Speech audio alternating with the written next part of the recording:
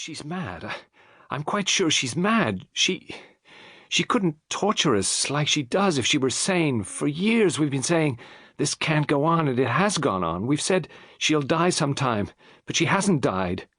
I don't think she ever will die unless, Raymond said steadily, unless we kill her. Yes. She clenched her hands on the windowsill in front of her. Her brother went on in a cool, matter-of-fact tone, with just a slight tremor denoting his deep underlying excitement. You see why it's got to be one of us, don't you?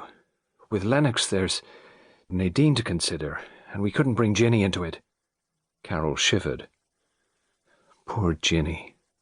I'm so afraid. I know. It's getting pretty bad, isn't it? That's why something's got to be done quickly, before she goes right over the edge. Carol stood up suddenly, pushing back the tumbled chestnut hair from her forehead. Ray, she said, you don't think it's really wrong, do you? He answered in that same would-be dispassionate tone. No. I think it's just like killing a mad dog. Something that's doing harm in the world and must be stopped. This is the only way of stopping it. Carol murmured, But they'd send us to the chair just the same. I mean, we couldn't explain what she's like. It would sound fantastic. In a way, you know, it's all in our own minds. Raymond said, Nobody will ever know. I've got a plan. I've thought it all out. We shall be quite safe. Carol turned suddenly round on him. Ray, somehow or another, you're different. Something's happened to you. What's put all this into your head? Why should you think anything's happened to me? He turned his head away, staring into the night. Because it has, Ray. Was it that girl on the train? No, of course not. Why should it be? Oh, Carol, don't talk nonsense. Let's get back again to your plan. Are you sure it's a good plan? Yes, I think so. We must wait for the right opportunity, of course, and then, if it goes all right, we shall be free, all of us. Free? Carol gave a little sigh. She looked up at the stars. Then, suddenly, she shook from head to foot in a sudden storm of weeping. Carol, what's the matter? She sobbed out brokenly. It's so lovely. The night and the blueness and the stars. If only we could be part of it all. If only we could be like other people instead of being as we are, all queer and warped and wrong. But we shall be, all right? When she's dead. Are you sure?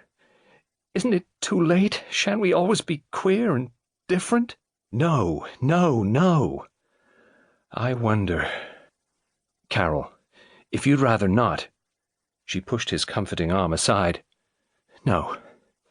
I'm with you. Definitely, I'm with you. Because of the others. Especially Ginny. We must save Ginny. Raymond paused a moment. Then, we'll go on with it? Yes. Good. I'll tell you my plan. He bent his head to hers. Miss Sarah King, M.B., stood by the table in the writing-room of the Solomon Hotel in Jerusalem, idly turning over the papers and magazines. A frown contracted her brows, and she looked preoccupied. The tall, middle-aged Frenchman who entered the room from the hall watched her for a moment or two before strolling up to the opposite side of the table. When their eyes met, Sarah made a little gesture of smiling recognition. She remembered that this man had come to help her when travelling from Cairo and had carried one of her suitcases at a moment when no porter appeared to be available. "You like Jerusalem, yes?" asked Dr. Gerard after they had exchanged greetings. "It's rather terrible in some ways," said Sarah, and added, "Religion is very odd." The Frenchman looked amused. "I know what you mean." His English was very nearly perfect. "Every imaginable sect squabbling and fighting." "And the awful things they've built, too," said Sarah.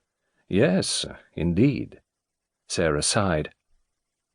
"They turned me out of one place today because I had on a sleeveless dress," she said ruefully. "Apparently the Almighty doesn't like my